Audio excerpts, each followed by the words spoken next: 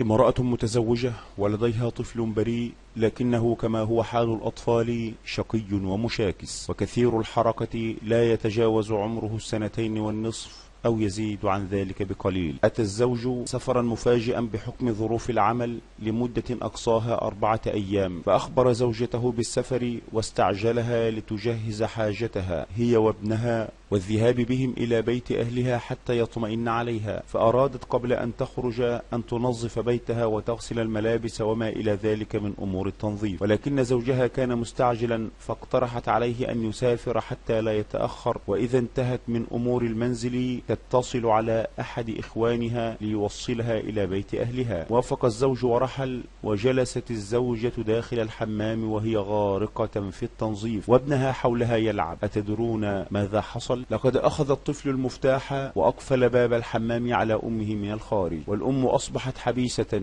لا يوجد عندها أي وسيلة اتصال، والطفل المسكين لم يعد يستطيع فتح الباب كما أقفله. الأم لم تعد تعرف ماذا تفعل من هول الفاجعة. أخذت في مناجاة ابنها من خلف الباب في أن يعيد فتح الباب أو أن يسحب المفتاح ويعطيه إياها من أسفل الباب. باءت المحاولات بالفشل. أقبل الليل وأخذت الأم تبكي بحرقة وتصرخ مستنجدة من خلف الشباك، ولكن المصيبة لا يوجد حولها جيران، فهي في منطقة فسيحة جدا. أتدرون ما هي المصيبة الأخرى؟ الإضاءة مقفلة لأن المفتاح خارج الحمام، أي أن المكان مظلم وموحش. ماذا عساها أن تفعل؟ وأخذ الطفل يبكي لبكائها وصراخها، ثم أخذ يبكي من العطش والجوع، وأصبح يجاور الباب لا يتحرك ويناجي أمه وهي تناجيه. مرت 3 أيام والابن يحتضر، ثم في اليوم الرابع مات الطفل البريء، والأم شهدت كل هذه اللحظات المريرة. جاء الزوج إلى بيته ورأى طفله ملقا على الأرض لا يتحرك،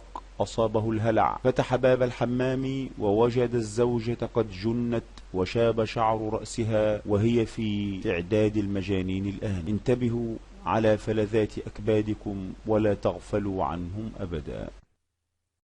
امرأة متزوجة ولديها طفل بريء، لكنه كما هو حال الأطفال شقي ومشاكس وكثير الحركة، لا يتجاوز عمره 2.5 أو يزيد عن ذلك بقليل. أتى الزوج سفرا مفاجئا بحكم ظروف العمل لمدة أقصاها 4 أيام، فأخبر زوجته بالسفر واستعجلها لتجهز حاجتها هي وابنها والذهاب بهم إلى بيت أهلها حتى يطمئن عليها، فأرادت قبل أن